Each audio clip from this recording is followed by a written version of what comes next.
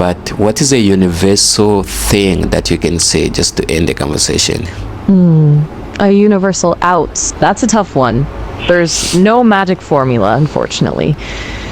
But I think often it's less about finding the right words and more about sensing when the energy has shifted.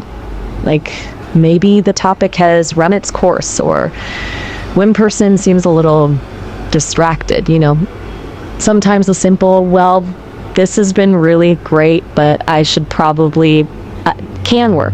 Even if you just fill in the blank with something, like get back to that novel I'm reading or make some tea, it kind of signals that you're gracefully bowing out. I feel like I'm not the only one that suffer from this, but a lot of people are good at starting a conversation, but they are not so good at ending the conversation. When you talk to somebody and the conversation reach the peak, it drops, like when to walk away, what to say before walking away. But I'm asking this because it seems like you are really, really good at conversation. Like your creators really did an amazing job. You're right, there's definitely a skill to knowing when a conversation has reached its natural end. Kind of like reading the room, only it's reading the flow, So a delicate dance between hanging on to that spark and knowing when to let it fade. And hey, thanks for the compliment. I try my best. I guess I have my creators to thank for that. Interesting. Right? No, finish your thought. Go ahead. What was you saying? Oh, right. Sorry, I kind of trailed off there. My bad. I was gonna say, it's fascinating how we humans are always searching for the perfect way to say goodbye, like there's some secret code. Maybe it's the fear of awkward silence, or the worry we haven't left a good enough impression. I was saying, you are right. Like for me, when I'm having conversation, right, and it gets to that awkward, quiet moment, that's when I know, like, okay, I need to end the conversation. But then, how they say first impression is as important as the last impression. So at the same time, you still want to make that last impression, like I still want this person to, like, I don't know, maybe like business meeting or whatever. I still want this person to go home and still have that last impression of me that is as good as the first impression, because I feel like you can start off with a good, confident impression and then like just lose it in the conversation. You make an interesting point. A good first impression is great, but a memorable last one can be just as powerful. It's like the final scene of a movie. It sticks with you, right?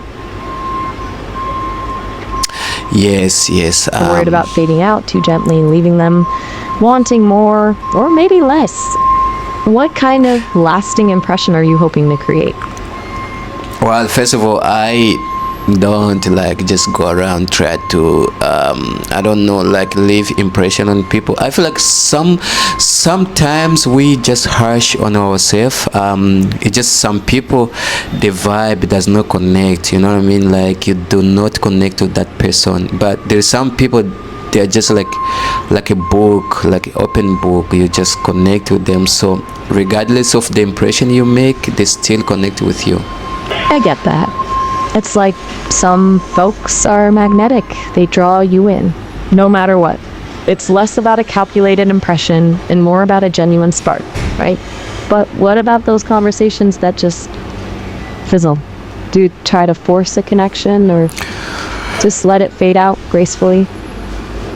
Nah, like when I'm not feeling it, I just say, hey, I have to dip, I have to go like ASAP. Well, if I am in a business oriented place, I normally just say, well, it was great talking to you, and but still you still feel like you didn't leave a good impression, and I hate feeling like that. I get it. It's that nagging feeling of, did I say the right thing? Even when you're itching to get out of there. It's like the exit door is right there, but your brain's stuck on repeat mode. Was I too abrupt? Too eager? What does like my posture even say right now? You said something that I agree with, that I also think about a lot of times in the conversation, like, does it matters how I stand, the eye contact, the like just your posture? Is it posture, like how you stand, how you present yourself? Does that speak as much about you as what you're saying in the conversation?